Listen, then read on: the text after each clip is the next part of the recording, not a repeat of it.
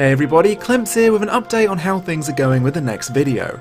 Firstly, I've been very sick for the last few days, which made sitting up in my chair a goddamn effort, but I feel I've caught up significantly with the automata analysis script, so I'm hoping to get it out early-ish into the new year's. As far as the podcast goes, watch in awe as I fuck up my guest's YouTube handle and call her by her social media handle instead, Classic Clemps. Her name on YouTube is ValkyrieAurora, and so with that, I hope you enjoy. Hello everybody, an early Merry Christmas to you all. Welcome to Coffee with Clemps, and today I'm joined by my special guest and lovely, lovely friend, Pixie Valkyrie. Why don't you introduce yourself and what you do on YouTube? Yay! I am Sophie. I am... Oh, we're off to a great start. I forgot. I almost said I was Pixie Valkyrie. I'm Valkyrie. I messed up! It's okay! You can do it, I believe in you! What do you do on YouTube, my dear? I'm ValkyrieAurora on YouTube. I am Pixie Valkyrie on everything else. Basically, Twitter, Instagram, hang on. all that. In that case, I fucked up. Ah, shit! No! Wait, didn't I? Oh, this podcast is off to a... just a great, the kind of quality you expect from the Mr. Clemps YouTube channel, let me tell you. No, I've watched every other podcast and all the other intros were perfect. It's literally because I'm here. It's fine. I'm having fun already. I talk about video games. You should. That's it. And there's a type of video game that kind of links us together, and it's really what got us talking in the first place, and that is, of course, Drakengard and Nier, by our favorite director, Mr. Yoko Taro.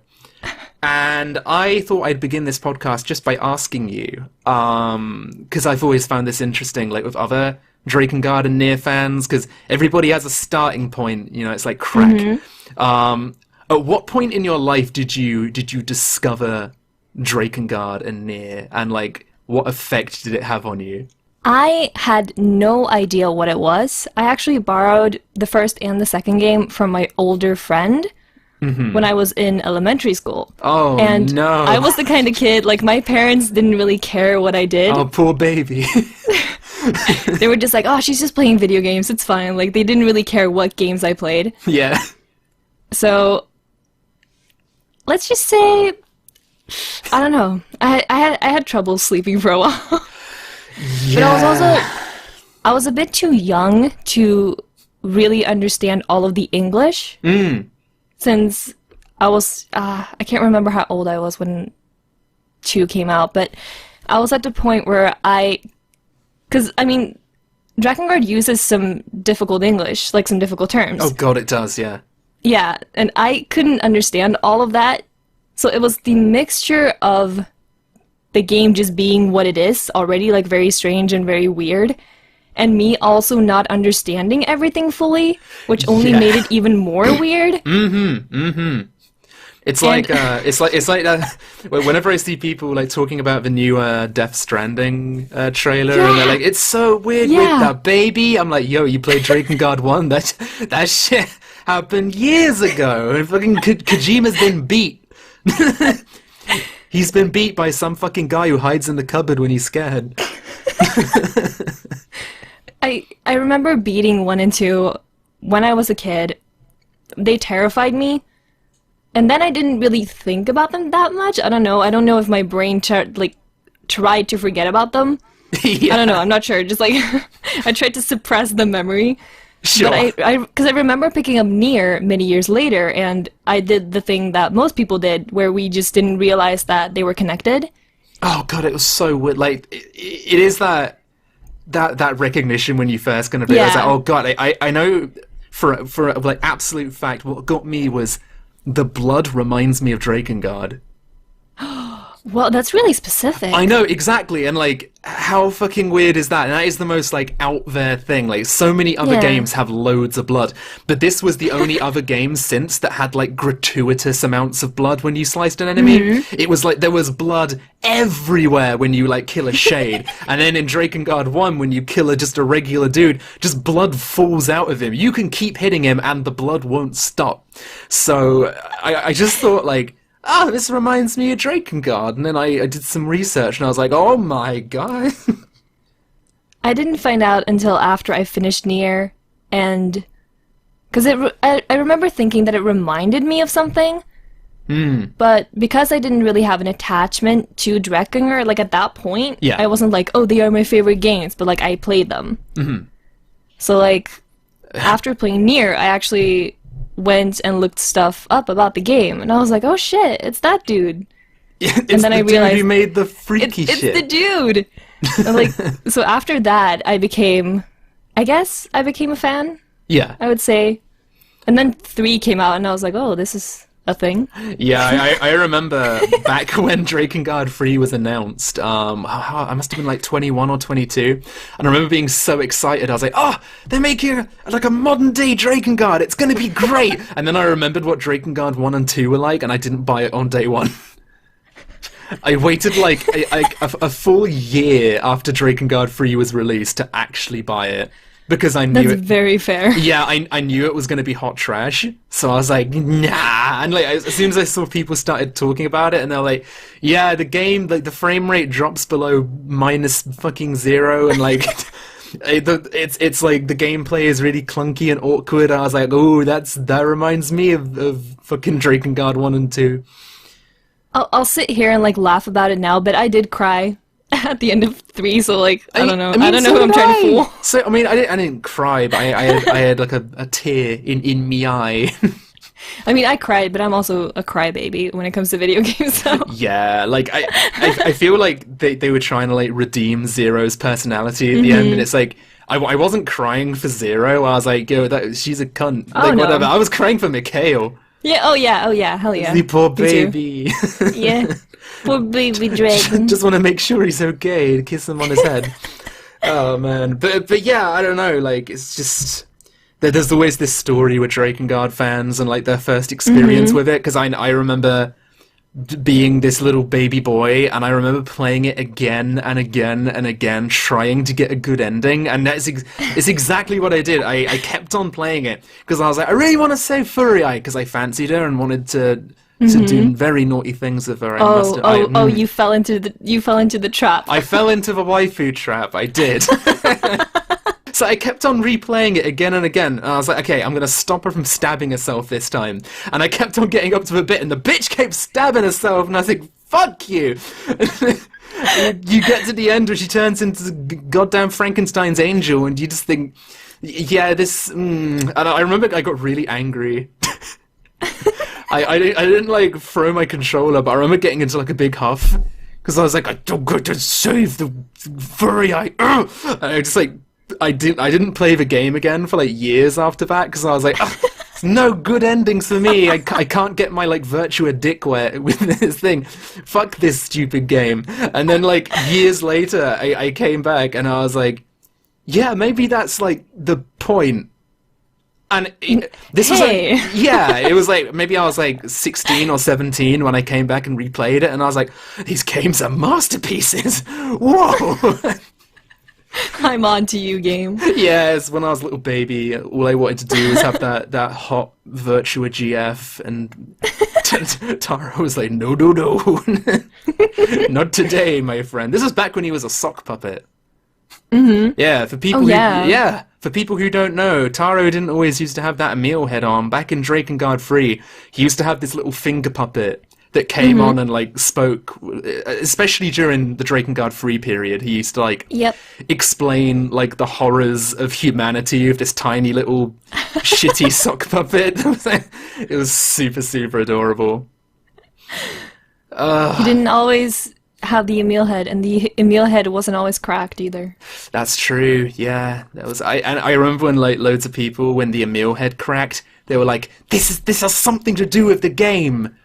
I remember, and I was like, no, he just dropped his head and it cracked. Like, if it No. does turn out to be something, then I'll be incredibly surprised in a good way.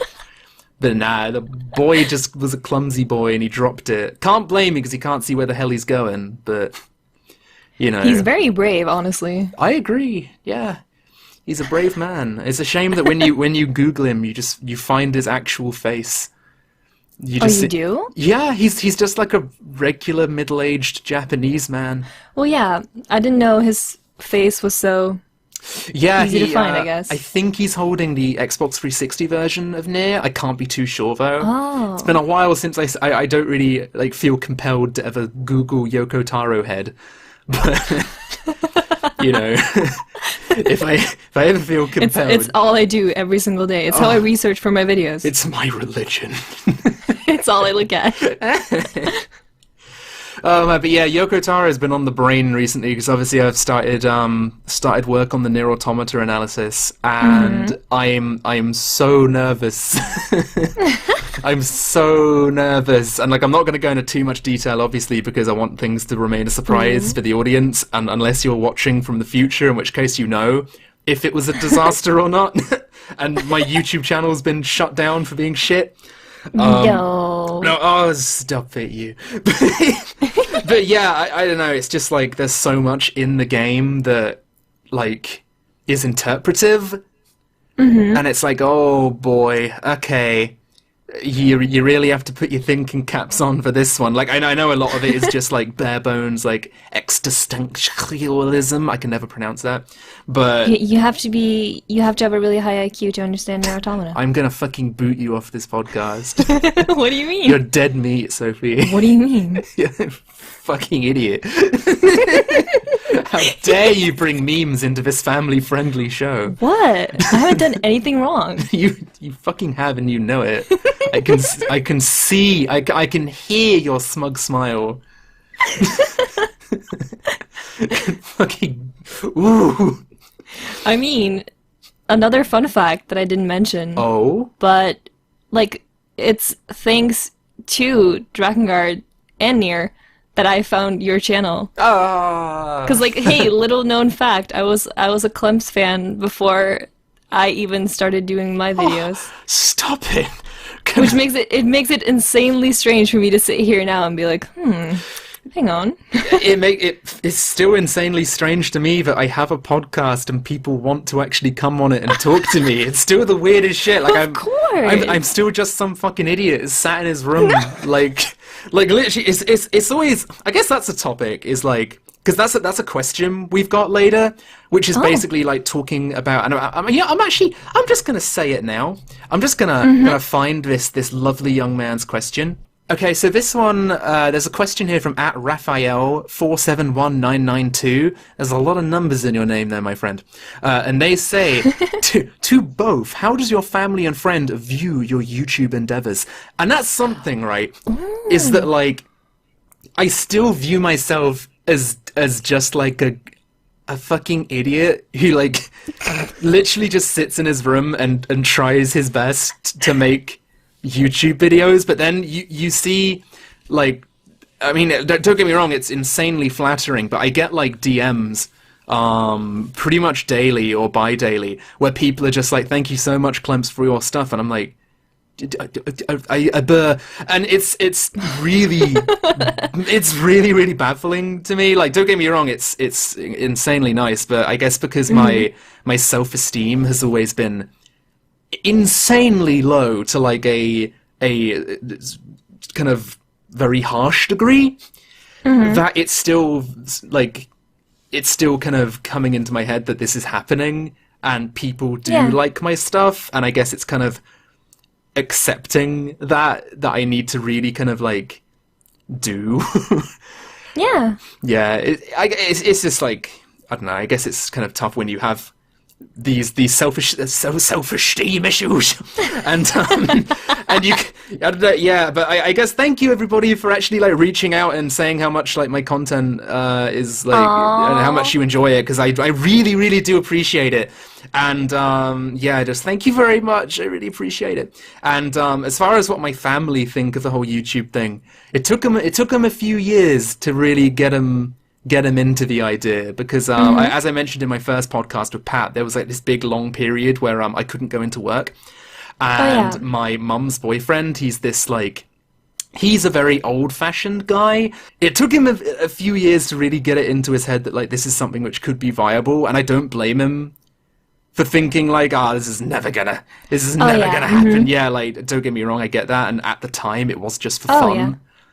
But the other day, he actually came up into my room and said he was proud of me, and I was like, oh my god, like, I literally, like, I went to go, like, visit my mum, and he just, like, came up into my room and was like, Luke, I just wanted to say that, you know, I know I'm a bit of a stick in the mud, but I'm proud of you for everything you're doing. I was like, oh, thank you.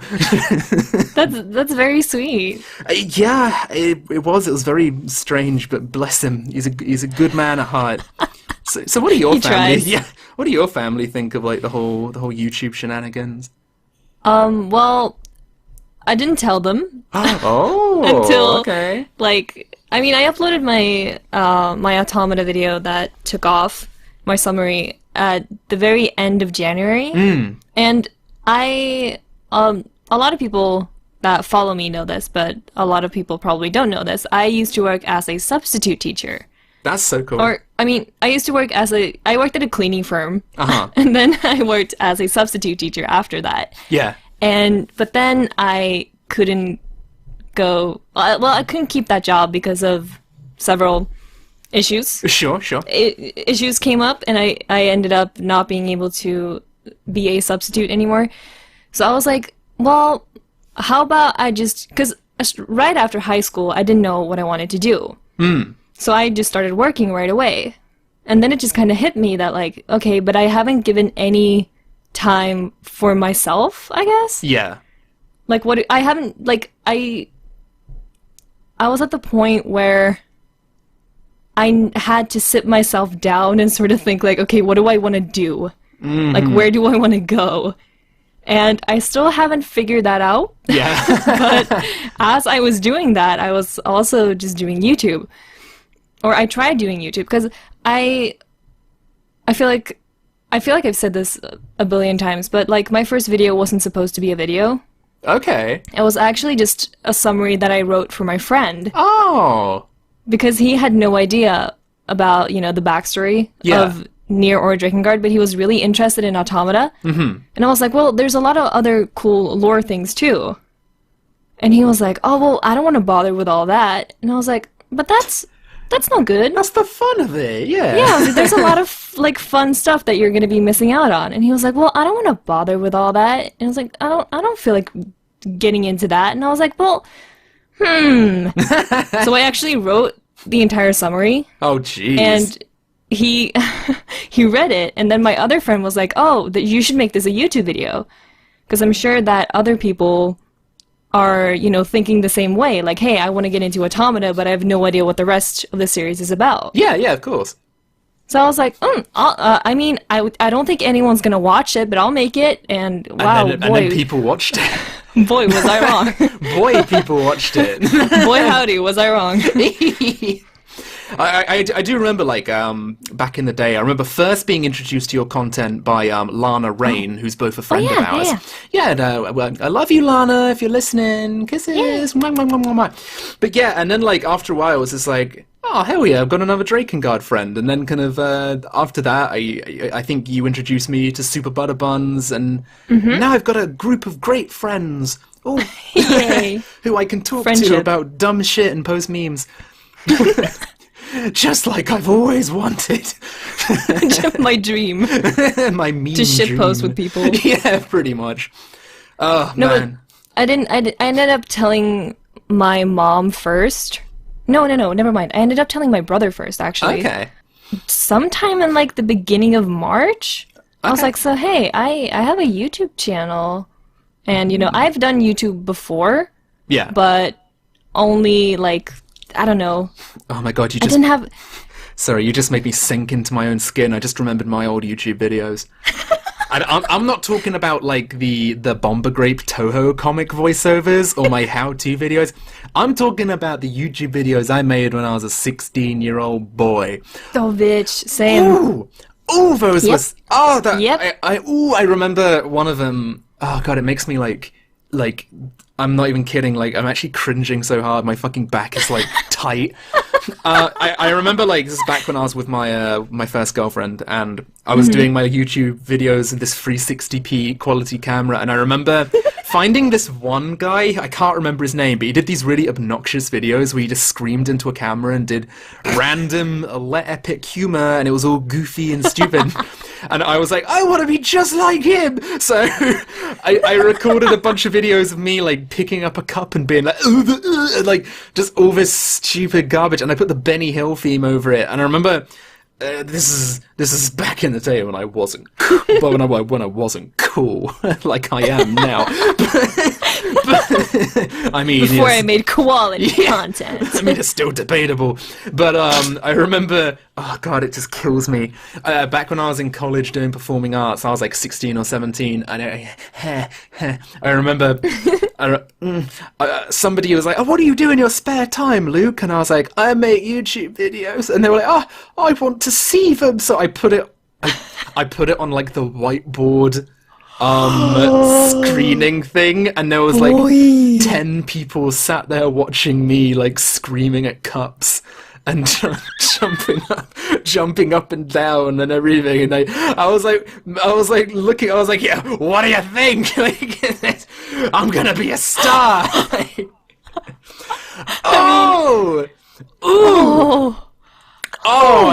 I think, like, back to those days, and I go, you know what? I'm not surprised I was bullied.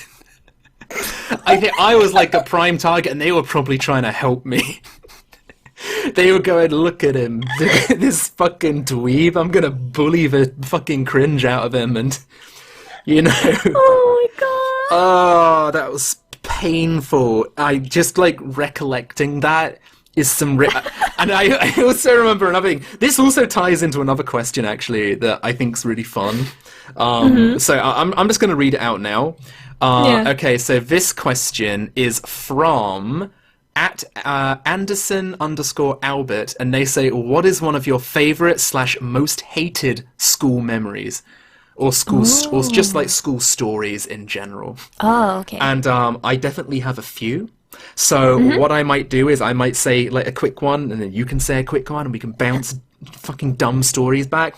But one of them, so obviously since I was doing performing arts, I was like, there were a lot of lessons where it's all about, like, what do you think when you listen to this music, and, like, what memories does this bring you back to? And everyone else had these like, this music, and it was really poignant. And it was like, I remember one guy in my class, I'm not going to say his name, but there was this, like, quite nice, like, rock song, and it's pretty good. And he was like, yeah, this is a song that reminds me of my brother before he got drunk and went in the ocean and drowned. Oh, God. And I was like, oh my God. And I had to follow his story up. Which is okay, again, it's hit. Oh, God. Yeah, I had to follow, and I had this whole story planned out, and I was like, I don't, and, like, I don't want to, please. Yeah, exactly. I was like, I don't have to, please, God. And I ended up, like, putting on the final boss music to Final Fantasy IX, and then, like, they were like, what memory does this remind you of? And I was like, I was having a water pistol fight with my friends in the park, and we put this music on, and it was really fun. Just after the drowning story, I was like, yeah, boy. Wowee. Okay, cool. Yeah, your brother drowned. Never mind. Check this shit out. Check this shit out, Water man. gun fight. Water pistols and shit. Yo, listen, I had a Super Soaker 6000. It could blast like 3 squads. What did you do? Spinned around in my spinny chair and, like, stopped dead on with my, like, finger looking inquisitively. I was like, Oh my Oh, god. but I don't know why I was such like a little. I just had no like. I couldn't like go outside myself and see just how much of like a little idiot I was being, and like it was very innocently stupid. Yeah. All of those stupid things I did were innocently stupid, where it's like you're not being malicious or you're not being mean. You're just being like, and I know this word gets thrown around a lot, but it's true. You were just being fucking cringy. Yep. I grew up in the watching Naruto when you were like 12 years old period. I grew up like that, right? Yep. I grew out of that at like age 19. Took me a few years, but eventually I kind of looked at myself and went, boy, stop that. How about we don't do all of this? Yeah, exactly. How about we just stop that right now? But yeah, please refresh this episode up with one of your stories, please. Well, it's kind of hard because I was a very well-behaved kid Uh-huh. until I was like early teens, like 13, 14. Oh shit, do you 'Cause have then- like a pompadour and shit? I don't know. I feel like it was like the pressure from being very quiet and very well-behaved. Uh-huh. Like, because that was at every like parent-teacher conference and everything. All the teachers would just be like, "Oh, she's so well behaved. She's so quiet. She never does anything like blah blah blah." All of that. Sorry, that's like the polar opposite from mine, when my parents walked into my primary school and the teacher had his arms crossed, turned around and went, "Where do we begin with Luke?" Oh boy, carry on, please. Because I was always very well behaved. So at like 13 or 14, something like, I don't know, something changed inside my brain. Yeah. And I was like, you know what? Who am I actually being so well behaved for? Oh shit, you And- turned into a fucking bad girl? That was the thing. I did. Did you spit on But- kids? No, I did actually, but that's not the point. The a guy fuck did picked that kid do? No. A guy in my class picked a fight with me because I was the quiet one. He didn't think I would do anything. You so spat at him. he started like talking shit because he came up to me. I was on the swings. He came up to me and he started talking shit, like because he didn't think I would do anything back. 'Cause he's like, haha, it's quiet little Sophie. She's not gonna do anything. Yeah. I stood up and I spit in his face. Oh my god, bitch! What the fuck? He looked at me, and like, I realized what I had just done. Holy shit, dude! That's so cool. I saw the anger on his face, and I was like, oh fuck. So I ran away and locked myself in the bathroom and didn't come out until like 2 hours later. That's a classic. Oh, It was man. awful. Jesus Christ. Ooh, yeah. It was like the point, like my breaking point where I just realized like, okay, I don't want to be well behaved, but like who am I working so hard for to Yeah. be like so well behaved? I don't care about this. But I didn't turn into like a gremlin. Like I wasn't loud. I wasn't like, oh fuck you teacher, and I'm not gonna listen to what you say, fuck school. Like I just didn't care about anything. Uh-huh. Like I kind of stopped caring altogether. And I was Yeah. like, I just want to sit in a room and play video games. I mean, yeah. It sounds, That was it. sounds pretty similar to mine, only I was like running with my arms behind my back. Oh, You were a man. fighting dreamer? Listen, I was teaching all the kids in my class how to run real fast. You gotta, your first step, put your headband on. Exactly. Oh, man. But, yeah, I don't know. What was the... Oh, that's right, yeah. So I have another bad school memory, I guess. So this one isn't so lighthearted, but it's a story. And this is what podcasts are all about. It's about listening to the two idiots talk about shit. So... So That's it. yeah, pretty much. So basically, this was like my first year in high school, and I got a group of friends, and they were pretty good guys. And until they started to replicate like their Grand Theft Auto heroes and everything, and they started to like steal bags of sweets from like shops and everything. no. Yeah, and like did all that, and they were stealing like cans of like like Coke and stuff like that. And I was like, oh. And then I started to do it as well. And I was very naughty, but I know I snuck like 2 bags of Tutti Frutti in my bag, and I stole a bag of Skittles. And I was like, didn't have to pay for them. Keep in mind, I was like 12. I was like a little 12-year-old boy. And then one day, well, the fates changed. I thought I'd step up my game a little bit. You know, you can't go the hustler life without, like, going a little step up from Skittles. So I went up from Skittles to Panda Pop. Right? Oh, fuck. So I was like, oh, yo, bitch, I want that Panda Pop. So... So I went up, I looked around all sneaky like a snake in the grass. I put it in my bag. But, you know, the woman behind the counter, she could spot sneaky snakes from a mile away, so she honed in on me. Exactly. She got her talons out, and she went outside, and she went, "Excuse me, young man, I saw you take that." And I was like, oh, fuck. Like, in my head, all I was thinking, I'm gonna go to prison, I'm gonna get arrested. And, like, it's such a little kid thing. Yeah, exactly. I was like, I'm gonna get in so much trouble, I'm not gonna be able to get back to school. No. And she took the Panda Pop out, and she was like, I never want to see you here ever again. And I was like, fuck. And this is where the bad shit started to, like, seep its way in. Those boys, from that day on, it was like a fucking turn. Like, it's difficult to say whether or not I deserved it. Very difficult. But essentially it's a very situation. Yeah, exactly. But ever since then, that's when the bullying started, right? And the bullying was pretty. It kind of ranged from just kind of comparing me to the uncool kids, which doesn't sound like much, but back when you're a kid and, like, your social status within that school is kind of important, otherwise you will be ostracized.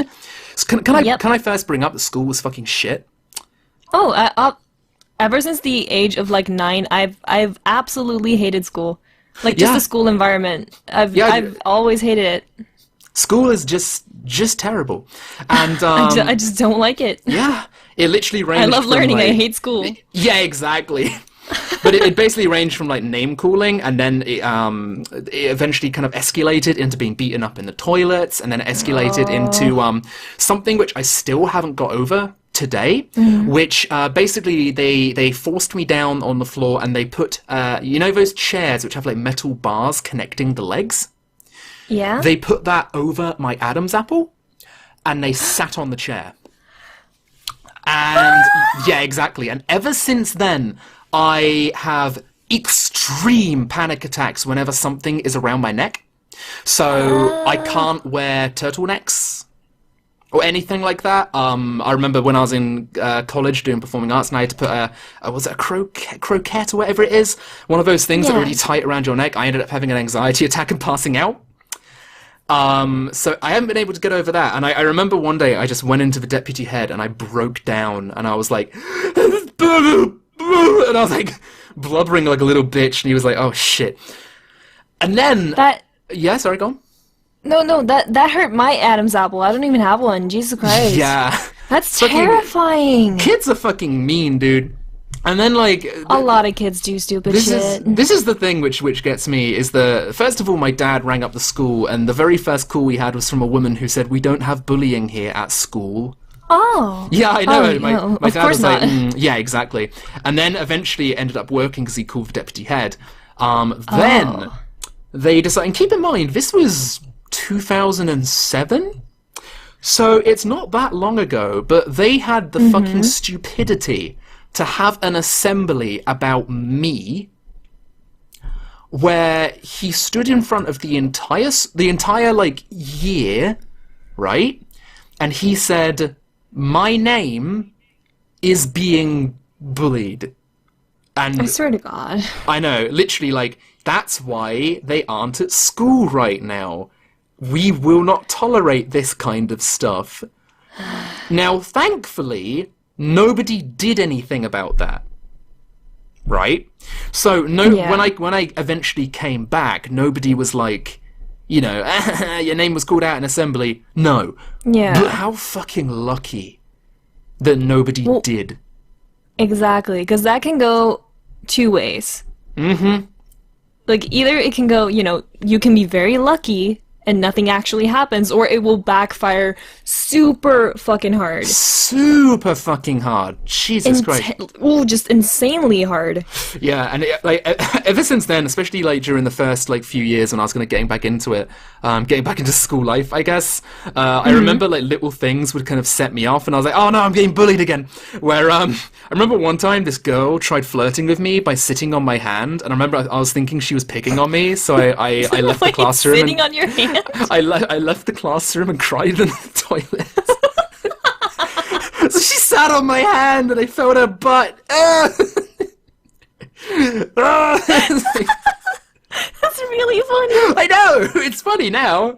Like, I think back now and I was like, dang, Luke, what the fuck's your problem? But like, I mean, it's understandable, but that's really funny. I know, it sure is. She was like trying to flirt with me in her own way, and she was like, hey, I'm gonna sit on his hand, he's gonna think it's really hard. I was like, no, I like, I fucking freaked out and ran away.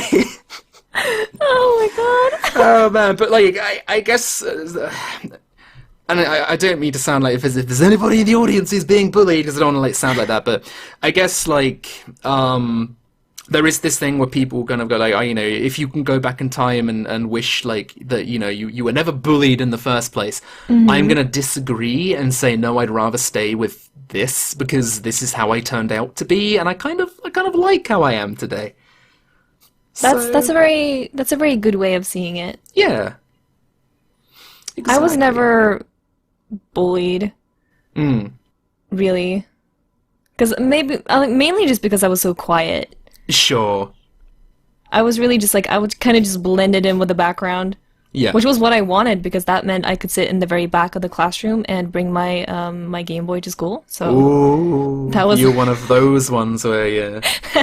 Oh, for sure. Always in the very back of the classroom, and then when the teacher started, I would just sneak into my bag real quick. Don't mind me. Just like pull out my handheld. Time to not listen. I could never do something like that because I don't know, my friends were too rowdy.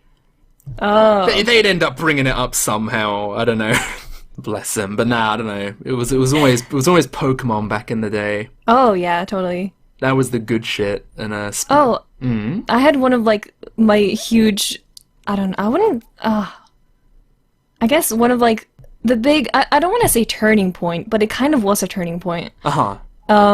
I remember bringing my handheld to school ever since, because I hate saying it, but like I've been playing video games since birth, pretty much. No, sure, yeah. Like born gamer, no, but like I remember bringing my handheld to school with me all throughout first grade, all throughout second grade, and then like way later, like years later, my friend told me when we were in like fourth grade. She didn't mean anything bad about it, but we were just sitting, and she was like, I love going over to your place. And I was like, well, why? And she told me, like, I remember just like, my whole body just like tensed up. She was like, because we always play video games at your place, and we never do that at like any other, like, no matter what friend I go to, like, we never play video games. But when I'm at your place, we always play video games. And that was like, I had a realization. I was like, fuck, that's all I do. And then yeah, it was that. Yeah. And then it was also the fact that, because that also kind of made me realize that video games are generally, I mean, more back then than it is now, but back then, when I was a kid, it was way more of like a boy hobby. Oh, yeah, sure. No, I can see that. So that made me realize that, like, wait, when I brought my handheld to school, I would always be the only girl in the group.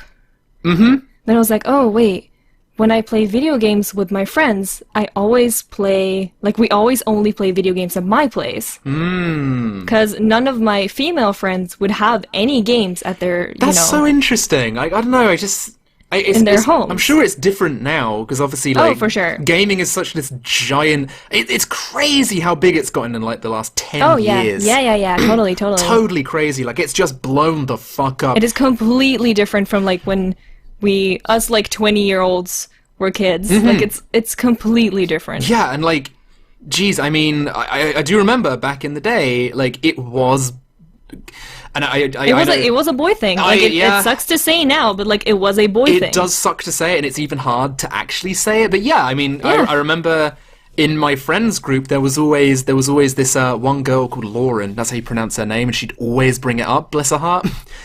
The register would go Lauren, and she'd go Lauren like that.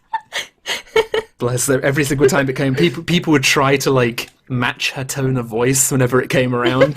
So it'd be this like symphony of like Lauren. That's cute. That was cute. She was nice actually, but she was always somebody who'd have her game consoles with her. And whenever we went around her place, we'd always play games. Like, we'd play Pokemon Stadium, or we'd play Tekken, and stuff like that. And like, out of all of my friends group, there was hardly any girls who played games. There was one called Bernie, and there was the other one, Lauren. And other than that, it was like 20 guys, and like, yeah, I don't know, just, it's just weird how it was this, not one gender, because obviously you could jump into it, whatever the fuck, but... Well, yeah, no, but it's crazy, just like in the past, I guess, 10 or so years, just the difference, because when I grew up, my first female friend who owned a video game, she bought a 3DS just so that she could play Nintendogs. Really? Like, that was it. And that was when we were, like, 12. Crikey. So, like, and at that point, because I remember I was always sitting with the boys. That was the thing. And because that was the reason why I had, like, this big realization, because I was like, oh, wait, this is a boy thing. I shouldn't be playing video games. I'm a girl. Like, this is weird. Because I was very insecure in myself. Yeah. That was when I was, like, 11, 12. Like, you don't really know what the fuck you're doing most of the time. Jesus, yeah, absolutely. Like, it's like the very, very beginning of puberty. You just like, what is happening? I don't know. Yeah, it's like, should I be playing these if it's not meant for me, even though I'm having so much fucking fun? It's like... Exactly. Yeah. So I remember coming home that day, and I unplugged my GameCube, and I like just like shoved it into a drawer. I was like, I can't be doing this. That's so sad. It was awful. And then I realized, because I actually talked to my mom about it, and she said exactly that. She was like, you're having fun. Like, this is your hobby. Like, you love video games. And I was like, you're right. Yeah. So I picked it back up again. That's nice. Yeah. It's nice when parents can actually, like, back that kind of shit up. Yep. Yeah, my mum, as much as I absolutely love her dearly, growing up through high school, you know what? I'm gonna stop with that tone of voice because she did everything she could to help me as a younger teenager. Because I was saying that with the memories of how I used to feel as a teenager when she said it, but now I actually look back, I'm like, yeah, that woman was trying her best to help me. Yeah. Like, it's the kind of thing where I used to wear shirts that were 3 times my size just because they had a video game logo on it. Oh. That video games, it was a like consuming hobby for me. And I guess that's why I'm kind of happy I've gotten into this like kind of reviewing, like just reviewing games in general, because I feel like if there's anything which is my passion, it is video games and getting deeper into them.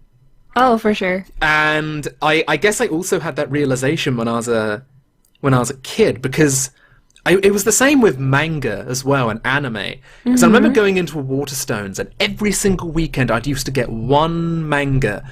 Like every week I'd get, and eventually like I can actually turn around and I can see my collection right there, and it looks pretty good. It's like collaborated from the age of 13. But I remember there was this one friend who, looking back, he was a bit of a twat. But like I'm sure he's a nice guy now. But like if you're listening, back then, if you're listening to this, man, back in the day you were a little shit. Basically, I remember I was like gonna pick up a new volume of a manga, and he came up to me with this really condescending look on his face, and he went, "Another manga? Why don't you pick up a book by author's name here?" That's like, essentially, it was like that's for intellectuals. And Me that's- and intellectual. Yeah, exactly. It was pretty much that response. And I remember, like, a few people were like, yeah, I agree. And I was like, oh shit, I just dropped scissors, fuck. No! And I remember thinking, like, is manga a hobby I should grow out of? Because I'm still enjoying it a lot. Oh, mm-hmm. And I don't know, I think I forced myself to hate anime and manga for like a few years, and I remember I just like I persuaded myself like, no, I don't like anime and manga, and then I'm not a weeaboo. honestly, that was pretty much the reasoning behind it. I'm not even joking. Like it was because all of my friends back in this was near the end of high school where that 4chan B mentality came into things. Yeah, Jesus Christ, exactly. yeah. So I'm sure you can imagine there are tons of like silly weeaboos. Blah, blah, blah, blah. Yeah. And if you liked anime, you know, you were gonna be called a fucking weeaboo. So Yep. I don't want to be called a fucking weeaboo. So it's like, so it's like, yeah, fuck anime. And I remember the last anime I watched before that was fucking what's it called? Ichigo 100%. Do you remember that masterpiece? I've never actually seen it, Well, but I know what it is. You see, the core concept of it is a man is in love with a harem of cuties, and one of them falls on his face and has the strawberry pantsu, and he gets real horny and wants to fuck. And that's the anime. I hate anime. God damn it. I hate anime so much. Oh god, I have a headache now. I have to leave. I can't. I just remember, like, there was this thing where me and my friends, we used to quote it because there's this one character in it who's, like, a bit of a gyaru. And she'd go up to the guy and she'd say, like, Manika, my darling. And she'd have this really broken English thing. And we used to go up to this guy who found it absolutely obnoxious and say that to him. And then one day he was just like, I don't find it funny anymore. And we were like, oh shit. Oh, fuck. Oh. Our anime jokes are becoming unfunny. Oh no, they are becoming stale. Exactly. What do we do? Our only weapon. Yeah. So then I like ended up disliking, like, force myself, and then I got back into anime. I think, I want to say, I watched an anime called, it's on the tip of my tongue. I'm gonna say it and maybe I'll remember the name, but it was a really funny show. It's like this chibi cute anime based in like a magician school. Macademi Vasshoi. That's it.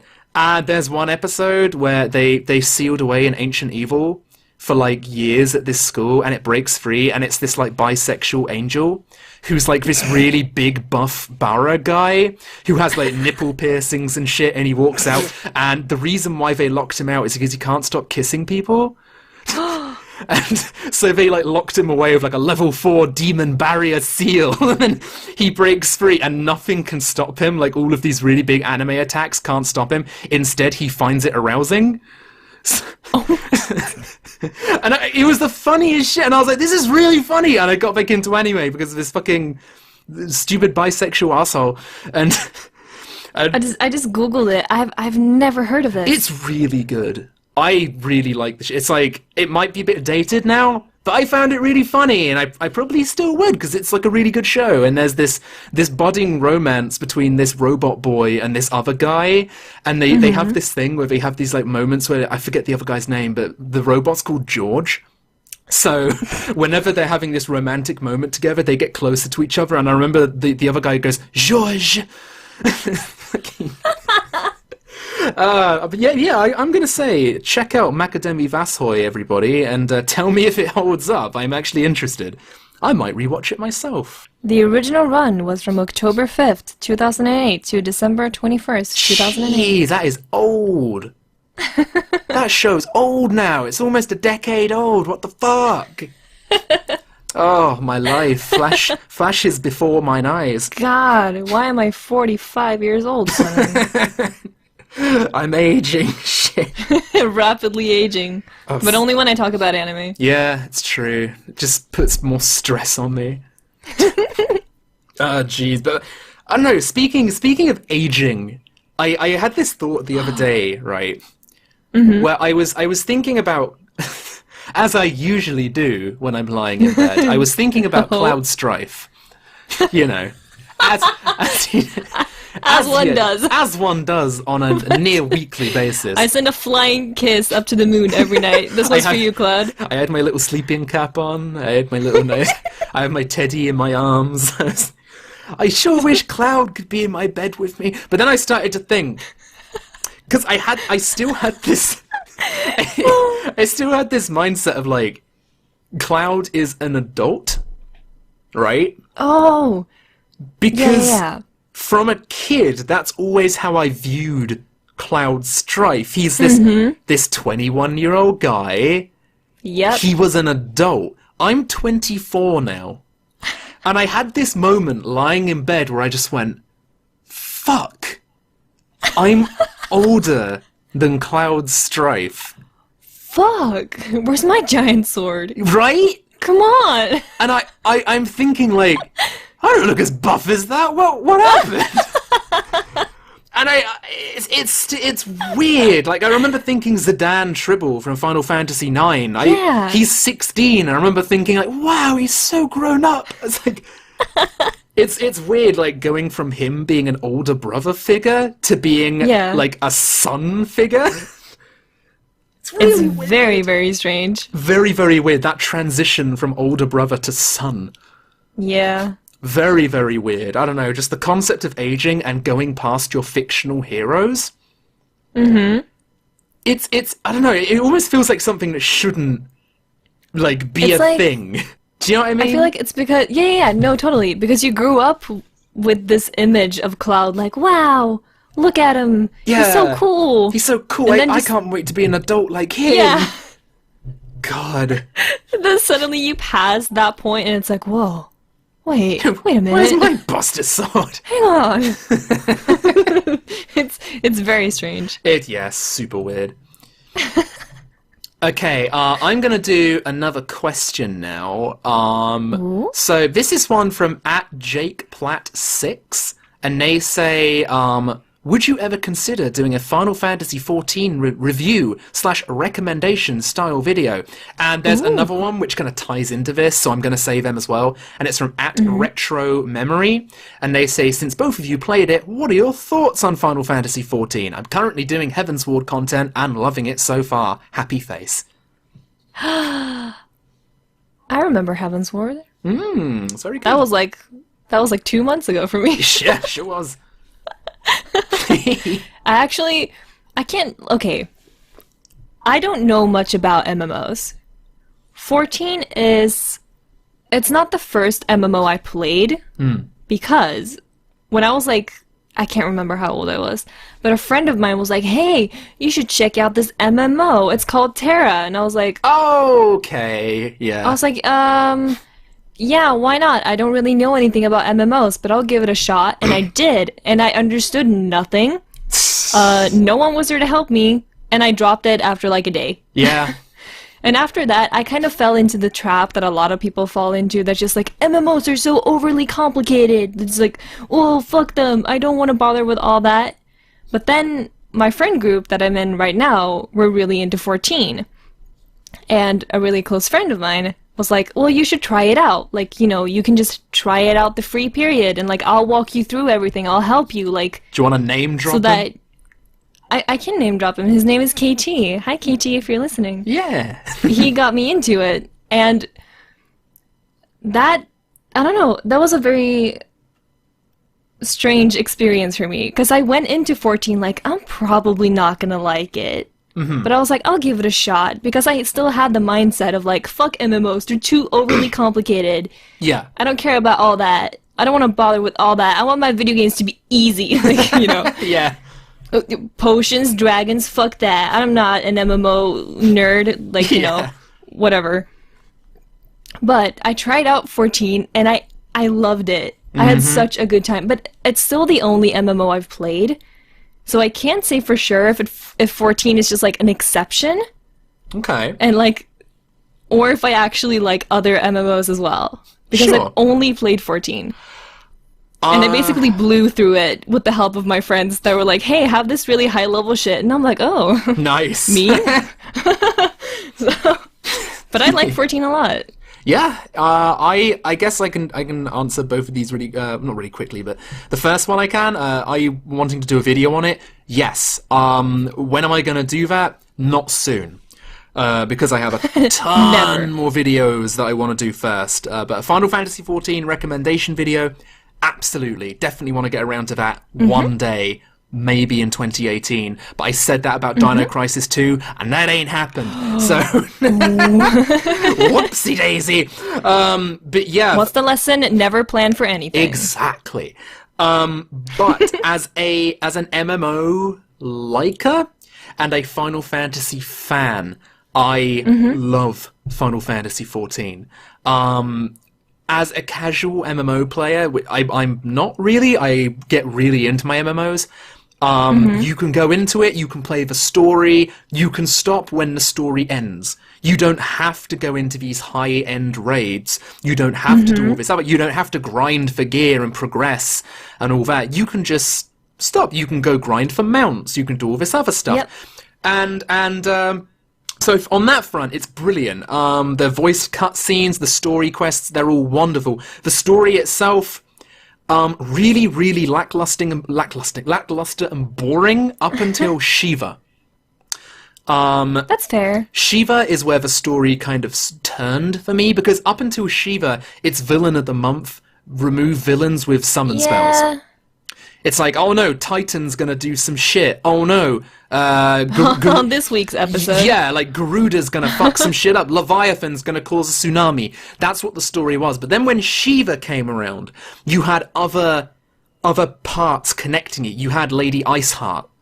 You had all this other stuff. Yeah, and it was like this story about like love, betrayal, like conviction, and it was like, whoa, that's dope. And then, like, the story continued over into Heavensward, and it's like, geez, like, holy shit.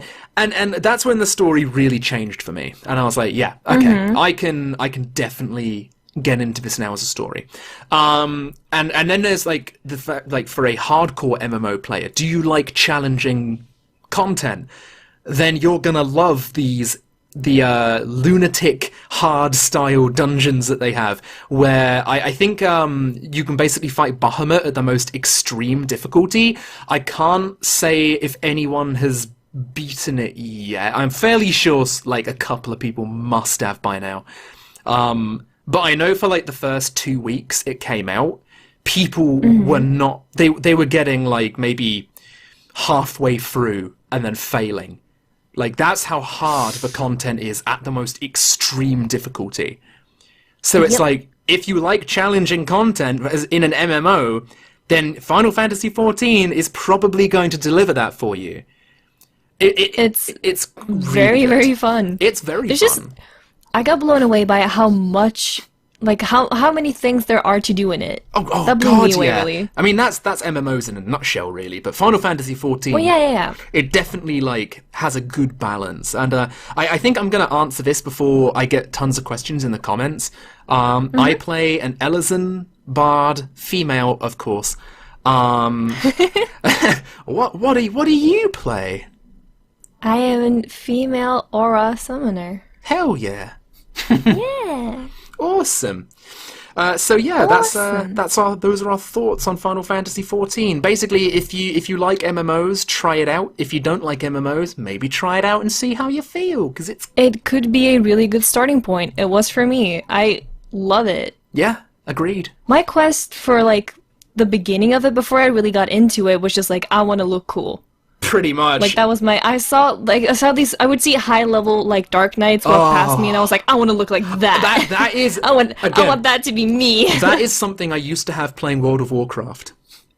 That's fair. And like, World of Warcraft is still this game I have a love-hate relationship with. I resubbed to it about a week ago because, you know, like with every MMO, you get burnt out. I'm currently taking like a month break from Final Fantasy XIV because I burnt out super hard from it. But now I'm kind of using World of Warcraft just to relax myself and have like a a peaceful grind because I like grinding to just like relax. World of Warcraft, let's just say it's gone through some fucking changes. It has. I never tried it. I think for a new player, it's probably the best time to question mark, maybe. I mean, but yeah, there used to be these times where like high level mages would walk past me and I was like, whoa, I want to look like that. And then I eventually hit that level with 7 different characters. Oh. And yeah, like I have about maybe 6 or 7 level 100s. I only have like 1 level 110 since Legion came out, and that's a demon hunter, but yeah, like I have so many, and then I eventually started looking cool. And then you start having other people look at you and go, I want to look just like them. And it's like this endless loop. But yeah, I don't know. World of Warcraft is it hurts me thinking about what WoW used to be like and what it's like now, I'll be honest. Yeah, it's trying. Your feelings are lukewarm. Yeah, pretty much. I don't know. I'm sure people in the Lukewarm at best. Yeah. Exactly. Like, I'm having a reasonably okay time. I mean, I'm streaming, leveling with a friend at the moment on my Discord, and that's been quite fun. So, yeah, I don't know. Anyway, I'm going to move on from World of Warcraft now. And I'm going to go on to a question from @VinnyG64. And they say, what was the most trouble you got in as a kid? Ooh. Well, I mean, like I said, I was a pretty well-behaved kid. Yes. But I remember...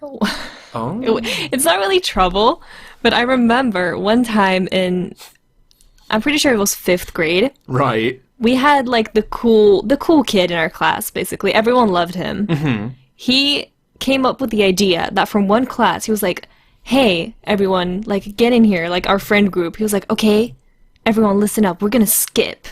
Like, we're not gonna go to this class. We're gonna skip. And everyone was like, oh, yeah, we'll do it. We'll skip. Like, everyone got really hyped. But the problem was, we were, like, 11, and we didn't really know what skipping was.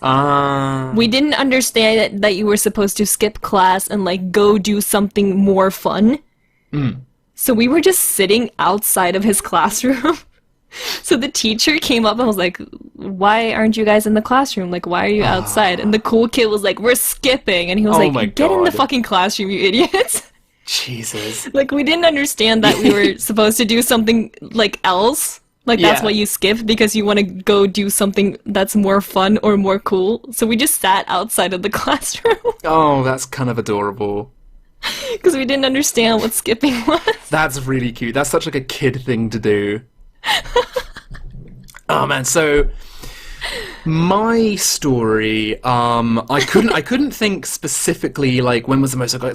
There was stuff like what you just said, like I got sent out of the classroom, blah blah blah. But the time I got in the most trouble with another human being, I would say, was when I was kind of a kid. I was like maybe going into high school age, just on like the cusp, you know. Maybe a bit younger, actually. Probably, like, maybe year 5 or something like that. But, I was round my very, very rich friend's house. They lived in a house called Gothic House, right? Just picture what it looks like right now, and you pretty much got it, like, nailed. We were out in their garden playing with Super Soakers. Super Soakers is the main theme of this podcast, by the way.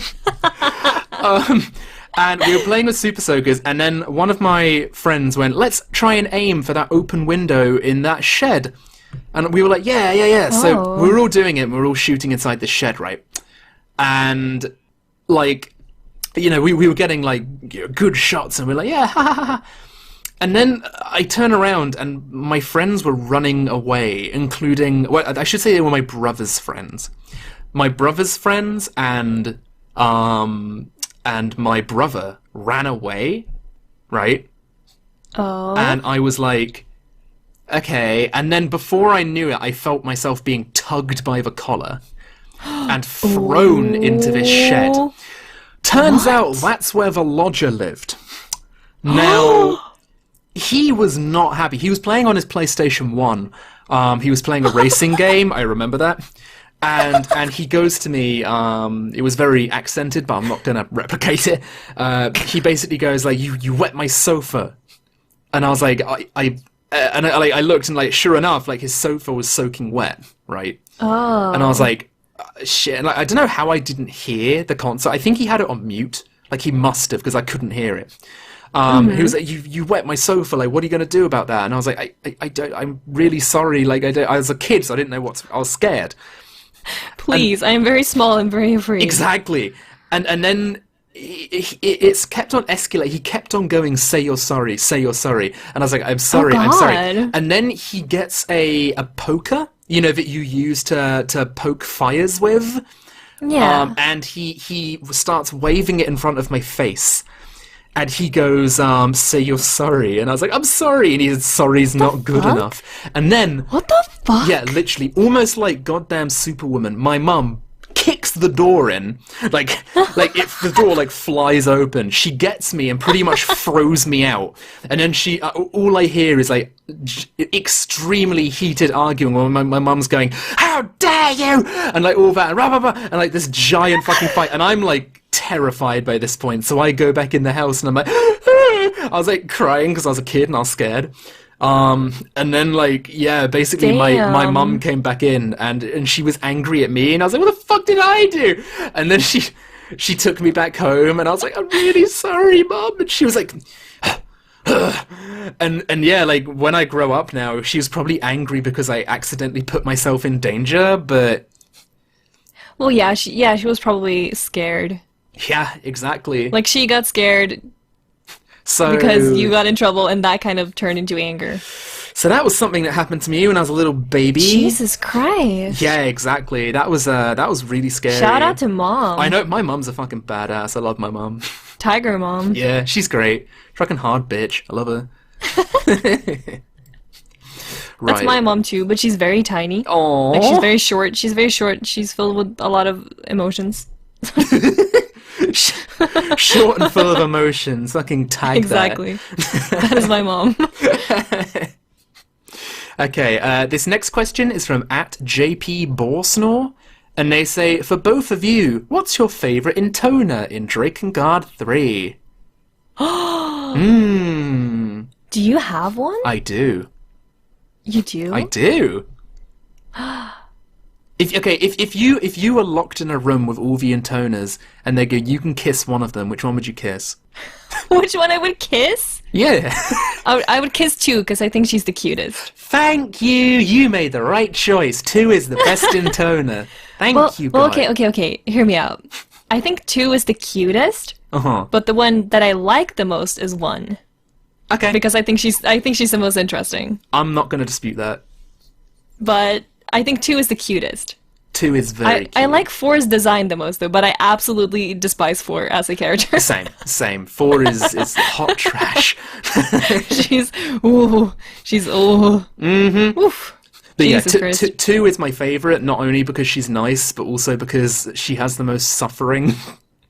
Oh, for and sure. that sounds really mean, but like I feel like out of all of the characters, she has the most interesting like story as to how she got broken. Yep. And it's like, that's why she's my favourite, because she's the most interesting. I also really love Scent a lot. He's a moron. But a lot of people hate him. I love him. I think he's interesting. I love him because he's an idiot. He's a moron who wants to help, but literally only ends up in breaking his waifu's brain. He's so stupid, he just can't help, but he's trying his best. I mean, he's literally bird-brained. Like, he literally is. That is him. He is a bird brain.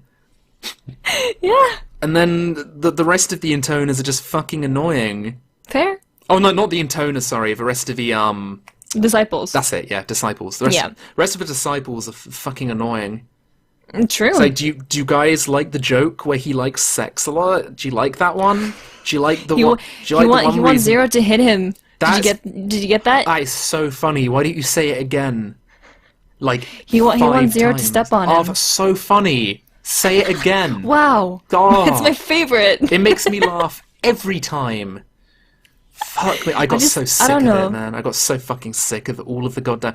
It's like, oh, what the fuck you, Zero, my lady? And it's like, I get it. You want to fuck her. I do too, but I don't go on about it all the time. Oh my god. Jesus Christ. It's so annoying. It's like, you know what? Taro is a good writer, but he ain't a good comedian. He ain't a good comedian when it's like the game is like a comedic parody of Drakengard. No, I love it when everything goes to hack and Dito looks into the camera and shrugs. I love it. That is... It's my favorite. It's so funny. I like it when he references he's in a video game. It makes me fucking lol. Oh, jeez, that is definitely the worst part about Drakengard 3 for me. Like the gameplay I can deal with. Everything else I can deal with. Even the frame rate I can deal with. What I couldn't stand was the humor. Oh, it was so unfunny. It made me want to puke. I don't know. Unless it was meant to be the point. Well, I don't totally hate that kind of stuff. I know a lot of people who do. I don't totally completely hate it, but I'm kind of like, haha, okay, that's a fifth time. Exactly. Thank you. Like I got it now. I don't hate all of the jokes in it. Like some of them work quite well, but I like it when the game actually takes itself seriously. Oh yeah. Like I like it when in the DLC it has these like storybook things, and it's like that's really interesting. Give me a whole game of that. Instead of Zero has a pussy and I want to put something in there. You know? It's like Jesus Christ. It's meant to resemble the flower that grows in her eyes, but the flower's meant to be symbolic of sexuality. It's like, whatever. The flower is her coochie. Moving on. That's it. Exactly. I mean, I don't know, maybe it's supposed to. It's a very sexual game. It definitely is. I would have loved it if it took that, like, if it actually had more of an impact in the story. Because if you take sex in Drakengard 3 and you push it over there, it's still the same game, basically.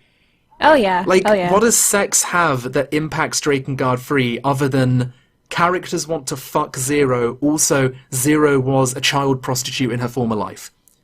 How does that impact the game? It doesn't. It doesn't, right? It's like... It doesn't. You know, it would be interesting if sexuality had a bigger play in things. Like, it sounds fucking gross, but like, what if there was a big fucking story where she actually went to go take revenge on the people who made her a goddamn child prostitute? But that would have incorporated you don't get it. Sex is funny. Sex is funny. Oh, tell me the part where you want to get fucked in the butt by Zero again. Fuck me, dude. I do enjoy the part where Zero implies that she's gonna peg Decadus. I like that. I mean, yeah, it's cheeky. You know, good. It's okay. Yeah. I'll give a small hand clap to that one. Yeah. Oh god, I just really hope that like Taro isn't going to do that for every other Drakengard, if there's ever going to be one again. Like, every other Drakengard game is just going to be, hee hee hee, look at me, I'm poking fun at the tropes I make. Like, don't do that, please, don't. Shout out to anal jokes. They're my favorite. Yo, big props to shoving dicks in butts. Shout out to that. They're my favorite. Please, more of them. Round of applause, please. I'm a woman of fine taste. Okay, so I'm going to do a couple of quick fire ones before we move on to like the big finale question, I guess. So from @RichardLikeSpee, they say most hated trope in anime. I thought of so many. My brain stopped. Did your brain go as fast as like the credits in Nier Automata when you get a fake ending? Yeah, I was like, it just listed all of them. Like, yeah, exactly. Most hated though? Most hated? I don't know. If you can't think of one, you can't think of one. It's fine. I mean, I really don't like. Hey, I'm a dude. I moved to a new town. Whoops! Every girl is in love with me. Do you mean like 90% of fucking harem animes? What do you mean? What do you mean? What do you mean? Are you trying to imply the anime industry is stale? What do you mean? No! I won't accept such slander. I watch very few anime like these days. That's fine. So I have a definite answer for this. Like, I do hate tsunderes though. oh my god, that was literally what I was about to say. Is it? I can't honest to stand God, them. I was just about to say tsundere. I can't stand them. I hate that. Like, whenever people are like, yo, Evangelion, right? Who's best girl? Whenever I see people say Asuka, I want to vomit in my mouth. Like, okay, here's the thing, right? I'm gonna say, before people start screaming at me, because I know they will, Asuka is a great character. Mm-hmm. She's really, really good. I like her as a character, but I hate her. I hate her relationship with Shinji. That's what I don't like. I hate almost every character in Evangelion, but I love them all as characters. The entire reason why I hate all of the characters in Evangelion is because they're so fucking human, it hurts. It's like, I know somebody like that, and I hate them. I know somebody like that. It reminds me of how I used to be. I hate that. That's why Evangelion is such a goddamn good show and a character study, but at the same time, Asuka is like, just the most toxic human being. For sure, she's awful. And I've actually heard people go like, but she dealt with so much hardships in her past. It's like, no. You don't give abusers a free chance to abuse people. Sorry, not good. I always think of the what is it? So a person's past can explain their behavior, but it never excuses it. Right? Exactly. Like that sticks with me all the time, because whenever someone's like, well, this happened, he had a rough past, or she had a rough past, I'm like, yeah, that explains why she or he is the way that they are now, but it doesn't excuse it, you know. Exactly, I completely agree. I don't know, that always sticks in my brain. So definitely tsundere is one that I can't stand. I can't stand it. It's very, very annoying to me. Mm-hmm. There's also another one which I can't stand, which is Dork Otaku gets teleported to anime fantasy world. Oh, now I see what you mean. What's weird about that is that happens in Re:Zero, which I liked. I didn't love Re:Zero. I thought it was a fine show, you know, it kept me entertained. But that starts off in the most, like, cliche way, where it's a guy and he's playing, like, games and watching anime all the time. But then he gets hit by a truck and he gets teleported into anime fantasy world. And it's like, okay, and then... the genre for that is isekai. Okay. And it's basically just like a parallel world. Like when a character is sort of... Often it's, you know, random dude gets put into like fantasy world. And that's often the case. Yeah, I hate that for some reason. Because it's always a fucking like dorky ass motherfucker. Like, you know what I want to watch? I want to watch a show where this like... This guy gets teleported to an anime world, and he isn't a fucking prude all the time, and he fucks that anime chick with the big titties when she wants it. When is that show coming out? I agree. I don't really like isekai shows either, but I absolutely adore Konosuba. Now that's funny, because I don't like that show. You don't? Well, that being said, I've only watched a few episodes, and I got sick of it as soon as that Darkness girl came in, and... and it's like, okay, I get the joke. She's a masochist. Is this gonna be throughout the entire show? And I got... Did Yoko Taro write this? Well, that's what I mean. I got so fucking terrified that the jokes were gonna repeat themselves ad nauseum till the end of the show. It's like, okay, the little magician girl, she likes explosions. I get it. Yep. The paladin, she likes masochism. I get it. Is this gonna be a continued joke? Because I already don't find it funny by episode 5. Yep. I can definitely see that. Yep. I just like Konosuba because it has very like rapid fire humor, I guess. Maybe I'll try like watching it again from the point I dropped it. I don't know. I mean, if you don't like it, you don't like it. Yeah, I guess that's right. I guess that's a thing. You don't have to like everything. Yeah, true. Okay, I'm going to move on to the next question here, and this is from @JSBSNES, and they say, what is your favorite book? I don't read a lot. That's fine. I have one favorite book actually. Uh-huh. And it's called Decoding the Heavens. Okay. And it's about astronomical shit, pretty much. Ooh. That's the short of it. No, sweet, awesome. That's it. That's fine. My favorite is, of course, the Holy Bible. But no. My actual favorite book is by one of my favorite authors called Haruki Murakami. And the book is called Kafka on the Shore.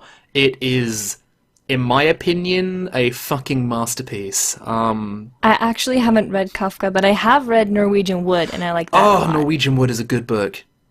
Yes. That's so good. Yeah, Haruki Murakami, ever since Norwegian Wood, his books got, like, really surreal. And Kafka on the Shore is definitely not straying away from that. It's like, it's really, really good. Like, the entire premise is a boy runs away from home, and he ends up, like, living with this guy, in a library. And obviously it's all in Japan and everything like that, and it keeps on like this, and basically you find out secrets about this man who runs the library. You find out all about the character's dad, and it also follows the story of a disabled Japanese man who can talk to cats. Oh. So that also plays a part in with it, but the entire reason why he can talk to cats relates back to an accident he had in World War II, which then links into the rest of the story, and it's like, Jesus Christ. That's really cool. It's super interesting and cool. And yeah, I love the book so much, and there are tons of things in it which are all like up to your interpretation. And I like there's one bit in it, I'm fairly sure anyway, where the actual guy who, like the KFC guy, he materializes in front of one of the characters, and just talks to him about something. And the guy who runs KFC also owns prostitutes that he sells to this guy. And it's not meant to be like, it's meant to be like, oh, this is strange, but it's not meant to be like, ha ha ha ha, that's funny. It's meant to be like, something very fucking weird is going on in this place. Yeah, exactly. It's like a super weird book, but I love it to death. It's so good. But yeah, that's my favorite. I'll actually have to get off my butt and read it. That's my favorite. Because I actually really did. I mean, Norwegian Wood is one of the few books that I actually have read. That's not just like, hey, read about space. Yeah, yeah. That's usually what I do. Yeah, Norwegian Wood is super on point. It's it's very good. Very, very good. Yes. Okay. Last question before the big boy. So. This question is, what is the most emotional you've ever gotten because of a piece of media, book, film, song, game, etc.? And that is from @Tatinator. Most emotional? If you can't think of the most emotional, let's just go with something recent that you got really emotional about. I'm not sure if I want to say that because you're going to laugh at me. I won't laugh. I'm not saying other people won't. No. I know your feelings about it, but Final Fantasy 15. That's fine. I don't mind. No, literally, again, like I have my own feelings about that game, but I'm not judging other people's experiences with it. After I finished 15 last year, I mean, I'm not going to spoil anything, but I was full on crying. Oh. I don't mean like a single tear rolling down my cheek. No, I was ugly crying. I was on my bed, just like full on makeup running, like fucking. I looked like shit, just crying my eyes out for the entirety of the last chapter of the game. Oh man. Then when the credits rolled by and all that, I sat and cried by myself, and then like it wouldn't stop. I had to go downstairs to my parents. And my mom was like, she just looks at me, she's like, are you okay? And I was like, no. And my mom and my dad had to like hold their 20-year-old they had to hold their 20-year-old daughter and fucking rock her back and forth as she was crying about fictional fucking video game men. That's really funny. 15 ruined me. I know a lot of people don't like it. I love it. It absolutely ruined me. That's I was crying like a little bitch. I mean, I also cried after Automata. I did too. I definitely cried at that. Can we spoil stuff here? Can we not? Let's not for now. So Okay. don't leave the podcast, everybody. Don't worry. But I'll say we will ending say C and ending D had me fucked up. There we go. That's absolutely perfect. Because same here. And they had me fucked up, especially D. I'm going to say the bit which got me the most was the beginning of ending. Wait, hang on. Now I'm trying to think of a way I can say this without spoiling. I was gonna say it's hard to spoil, or it's hard to not spoil. It's hard to try to think of a way to not spoil it, but still how get about your this? thoughts The bit through. where the bridge falls down. Oh yeah. Is that at the beginning of ending C and D? Wait, hang on. The bit where the bridge falls down and Yeah. you know. Oh yeah. Yeah. The thing. The thing. occurs. Yeah, exactly. The thing. That's the best way I can go. And as soon as people play it and they go, "Oh, Oh, this that's is the the thing. bit with the bridge." Yeah. That didn't make me cry. It did make me upset, but it didn't make me cry. It made me cry. I was like, "Yeah." But yeah. Walking into the final area made me cry, and then ending yeah. C and D made me cry. It was very, very emotional, and I love it because of that. Ending E made me cry too. But recently, I actually had an anime that made me, and I'm not even over-exaggerating when I say this, it made me cry to the point where I was making noise. Like, I was, because you know how sometimes you're in your house and you don't want to, like, audibly cry? You just kind of... Yeah. I was making fucking noise. There was snot You just down do the, my like... face. Like, I was like, like, proper, like, crying, like, tears. It would not stop. And it was at the ending of Made in Abyss. That anime fucked me up, dude. I'm trying to think really hard. I don't think I know what it is. Okay, so I'm actually, and this is not so much a spoiler about what I'm going to do, but I'm actually going to make my first anime review on it after I do my Nier Automata video, because the show affected me on such an emotional level. I need to talk about it. It captured me, kind of, in terms of, like, creativity. It captured me in terms of music. It captured me in terms of tone. All of these things, the show blew me away, like way away into the distance, like Team Rocket floating into the sky. It was fucking gorgeous. Absolutely loved it. Cannot recommend it enough. I cannot wait to start making a video on it, and I really want to crack into it, you know. Oh, sorry, I pulled up my phone again and I googled it real quick. That's okay. I've seen I saw screenshots of it, and I remember not starting it. I remember not starting it because I didn't like the character designs. Okay, do you want me to give you, like, a rough description about what Made in Abyss is kind of like, how, like, what the kind of, like, thing is that gets people into Made in Abyss, or at least it did for me. Yeah, Okay, sure. so basically, the show starts off, and it's quite friendly, right?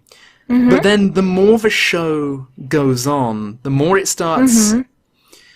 I'm trying to think of a really good, like, show to compare it to, rather than Madoka Magica. Oh, please don't. Because Madoka Magica... I'm not a fan.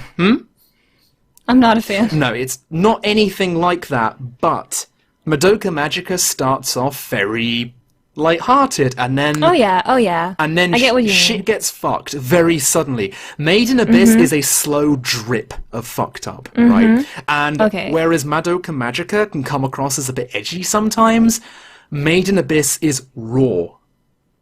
Like, it is raw. It's like...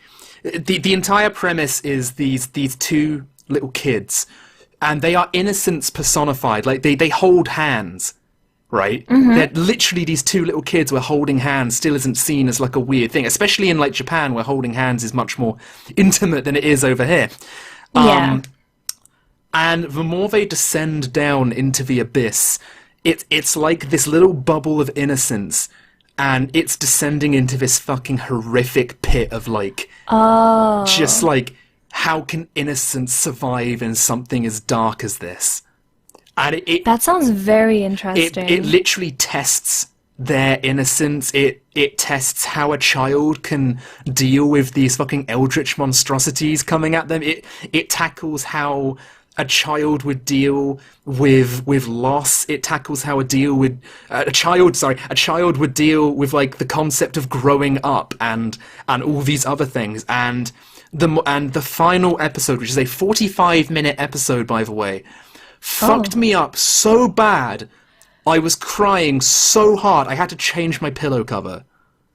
I couldn't stop crying, and it wasn't happy crying. I was devastatedly sad. Not because of like the feeling of like loss or something, but just because it was so like it was like such a real moment for like someone to deal with, and I was just like, I couldn't fucking do it. I just broke the fuck down, and I showed my friend Lexi at Dead Squid, hey, and she loves shit like that, right? But she's very picky, and I introduced her to it, and she couldn't stop watching. It was like every single she just kept on going right to the end.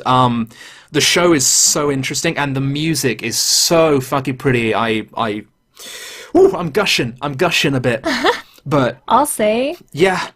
I'm kind of like, it's hard to explain. I kind of have, it's just a personal thing. I kind of have a hard time when children are put in those kind of situations. I don't know. Yeah, I was going to say, in that case, you're going to find the show very difficult. That's out of my comfort zone a bit, so I don't know if I can go into that. I will say there's nothing where like children are being tortured necessarily. It's more like, oh fuck, like some shit happened. So if you do end up watching it, please like live post to me your reactions. Okay. I'd love that. That'd be great. Okay, so I think that's a good way to end that question. So now, final question of the day. Now, this is a very long one, and it doesn't necessarily have to be a long answer. I think as long as we can think of something, because it's quite interesting. This is by a user called Dylan, who says, I have a hard time identifying with anything, race, gender, political and social views, and I feel it's made it hard to relate to anyone or anything. It also makes accepting praise difficult because I can't tell if things feel genuine. And this is a very long question, by the way, people, so yeah. So I try very hard to make myself feel things, and it never feels real to me. And it's even scared me to think I'm a sociopath of sorts sometimes due to my emptiness. My question is, beyond seeking professional help, how can I work towards understanding myself? And more importantly, how did you come to being who you are? Do you accept yourself? Sorry if this is a rough question. Also, Pixie Valkyrie, while I don't know much about you, I'm happy to hear you on the podcast. You were fantastic in Butterbuns' video. Thank you. What a question. I'm happy to be here. Oh, thank you. I'm here too. So, what a question, and I thought that was incredibly personal, so thank you for reaching out and actually asking that. Yeah. It's very, very difficult to answer, buddy. I'm going to be honest. It's all I'm going to say is that don't feel bad for not feeling anything, right? Now, if you can still feel some variation of emotion, like you still feel sadness, maybe you even feel sadness at the concept that you don't feel sad at things you're not supposed to feel sad for, you aren't a sociopath. Oh, no. No, a sociopath feels nothing. Literally, like, no emotion, right? I feel like the fact that you're typing this out and you're actually reaching out, asking, that's in itself a curiosity. Exactly. So, that in itself is just sort of proof that you are feeling something because you want to work towards feeling not the way that you are feeling right now. Exactly. And I feel like since this is a very loaded question, I feel not only would it be kind of like asking us, because obviously we're not mental health professionals, I would recommend looking into just talking to your GP about it, just like seeking a mental health professional who can maybe tell you if you're feeling maybe you're overworking yourself or you're feeling depressed or something like that. It's better to have a diagnosis about something than self-diagnosing yourself. Oh, it's always. Exactly. Always. Because, like, you may call yourself a sociopath, but I highly doubt that's actually, like, what you are, you know? So, There are people out there in the world that have studied for many, many years to help people like you and other people as well. Mm-hmm. There are trained professionals. They went to the big school. They got the big degree. They know how to deal with stuff like this. Me and Sophie literally play video games on a YouTube channel. It's like, You know? it's very strange. I feel like a lot of people kind of fall into this trap where you get very connected with someone over the internet. Definitely. And they sort of become your therapist. Absolutely. I completely agree with that. That can be very dangerous. And we definitely need to tell you that we are, unfortunately, not qualified enough to give you... Absolutely not. The only thing I'd say I'm kind of okay with telling you is that go seek somebody more professional than us. Yes. Other than how did you come to be who you are, through many years of crawling through shit and being fucking bullied and being a fucking idiot kid, going through so many mistakes, I can't even count them on both hands and feet. Going through suicidal tendencies, depression, anxiety, all of these things, buddy. You're gonna deal with a lot of fucking shit. You just have to find the way to get above it. Mm-hmm. So, yeah. All I'm gonna say is if somebody has made it to the way they are today, if they're successful and they've done it without a single issue, I don't know how that's fucking possible. Good for them. But I can't see it as being possible. I honestly can't see that either. Yeah. Well, that's the same thing goes. I used to deal with a lot of social anxiety. I used to deal with social anxiety to the point where I could not leave my home. Same here. I couldn't see my friends. I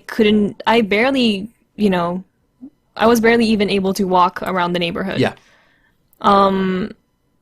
And now I'm out here, I'm streaming on Twitch, I'm talking to people, I'm on this podcast right now, like I'm bonding with people again. You have to sort of, it's easy to say. It's always easy for someone else to say. Definitely. And it's always difficult to take to heart. But every single time when you're feeling like you're at rock bottom, you just, how would you explain it? It's difficult. It's sort of like giving up only takes away the chance of things becoming better. That is some good shit you said right there, Soph. Does that make sense? Oh, it makes total sense. Yep. It's a difficult situation. There are people out there that are willing to listen. There are people out there that can help you. You have every right to this help. You have every right to be happy. You have every right to feel good about yourself. Mm-hmm. And be the best you. You can be the best you that you can be. Yeah. And there was one final other bit, which is how can I work toward understanding myself? We cannot answer that. That is very, very personal. You unfortunately have to fight, because if you let other, like, for example, if I was to tell you do this and that, I mean, I don't want to have that bigger responsibility to change somebody's entire outlook on how they view themselves as a person, you really have to find that yourself, and it will probably be quite difficult. It took me fucking 20 years to find out who I am, and trust me, I've spent absolute years being medicated for depression and anxiety, still am to this day, but I feel like now I've accepted that, and the biggest thing I can say towards being comfortable with being depressed or anxious is accepting that you have it. Oh, absolutely. Mm-hmm. Accepting that you have it and realizing that you are not your anxiety, you are not your depression. Absolutely. It is something that happens in your brain that you can't help. Yep. That was something that took a long time for me to realize. My counselor actually, she told me this. She sort of sat me down and she was like, well, would you blame someone for breaking their arm? Mm-hmm. You wouldn't go up to someone who had a fractured arm and be like, you fucking, what do you mean? You're not sick. Yeah.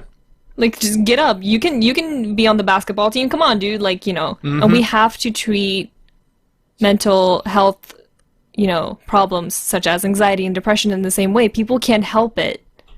Yes. It's something that happens. Your brain chemicals don't work like everyone else's. That's just how it kind of is. Mm-hmm. And you have to work around that. Completely agreed. That's just how it is. It'd be like that sometimes. Mm-hmm. Yeah.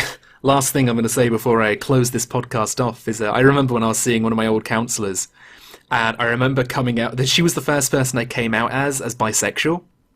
Mm-hmm. And I remember one of the first things she said was, "Oh, well, people grow out of that sort of thing." Hey, guess what? I know, and I remember thinking, yeah, maybe I shouldn't have said this to the counsellor who has like Christian crosses in her room. Oh, jeez. Yeah, no, you know what? Like, yeah, I like the opposite gender, and she was like, people grow out of it, and I was like, I don't think I. Yeah, like look at me now. That's also a thing. I didn't realize I was bi until I was like 19. I didn't realize this was a degenerate podcast. For the longest time, I was like, I'm attracted to girls. Mm-hmm. But I was also like, but I don't think I'm bi. Oh, that is exactly how I was. That was it. And then, I mean, I'm 21 now, but I didn't really accept it until I was around 18, 19 years old. Yeah. No, it's And also, I'm 21 and I'm still learning new things about myself every day. Like, don't expect to have your life together when you're in your early 20s. Definitely. Like, that's not... Or in your teens, just whatever. Like, new shit happens all the time. Mm-hmm. We have to adapt, and we have to deal with that. You learn new things about yourself all the time. That's what's fun. Agreed. Yeah. Life sure is a bucket of shit and roses, isn't it? So... You're right. I love Actually, hang on. Mm-hmm. I know this is your podcast, but I want to ask you a question. Me? Can I? Go on then. I want to ask, since we're nearing the end of the year and stuff, I want to ask you, what games are you excited for in 2018?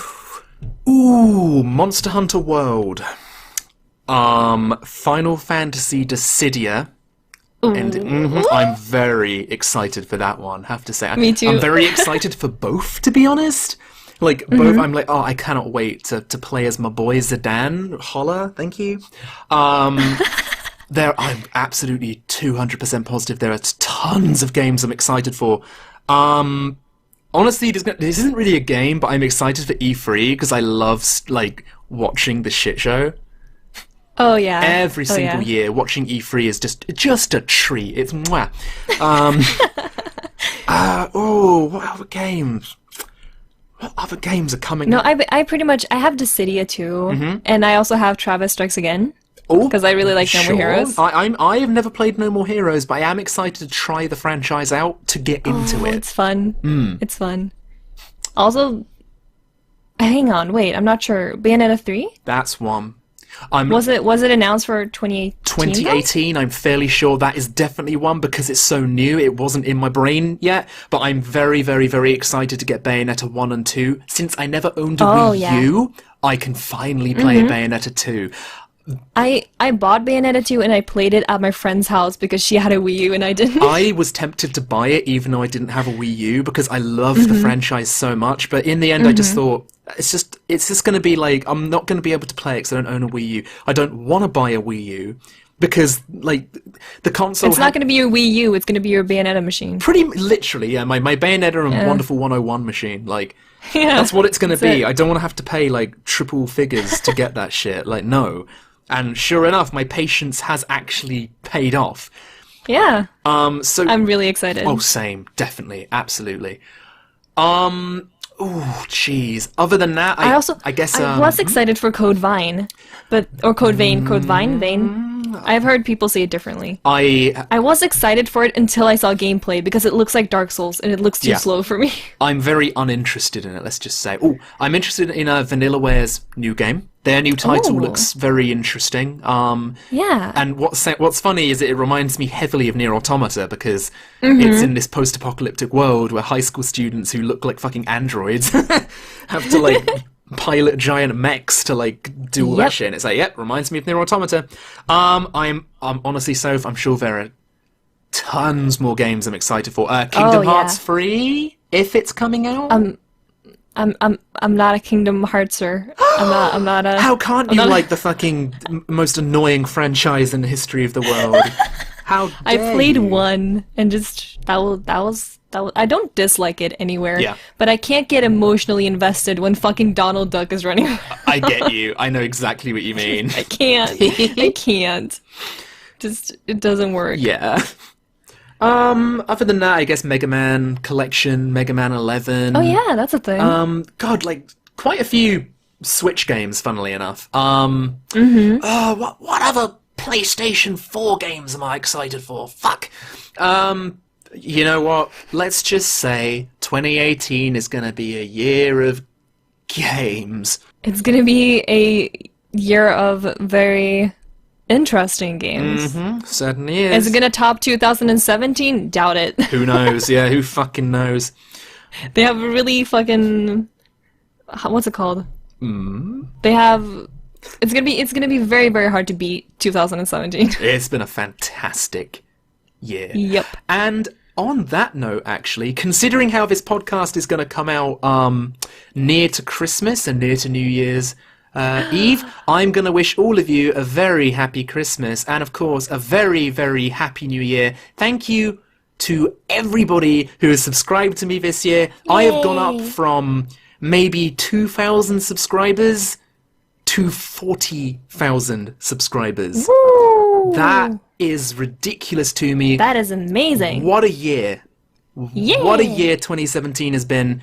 Thank you, 2017, for gifting me with such lovely subscribers. Thank you so much to ValkyrieAurora, Pixie, Valkyrie, for joining me on my podcast. Thanks for having me. Why And don't happy you- holidays. Thank you. Why don't you plug the fuck? Yay. Plug the fuck?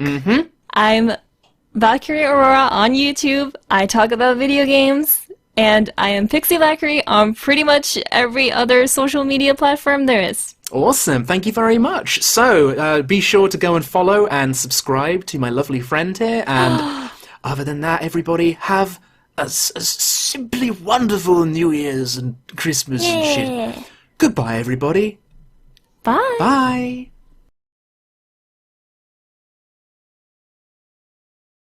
I've got an idea. Hang on, one second. Let's play some fucking weed meme. One second. What are you doing right now? Trust me.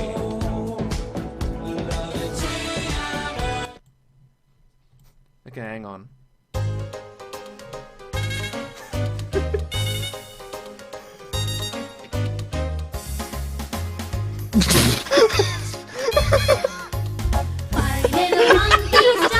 One fell down and bumped his head. Mama called the doctor and the doctor said, No more monkeys jumping on the bed.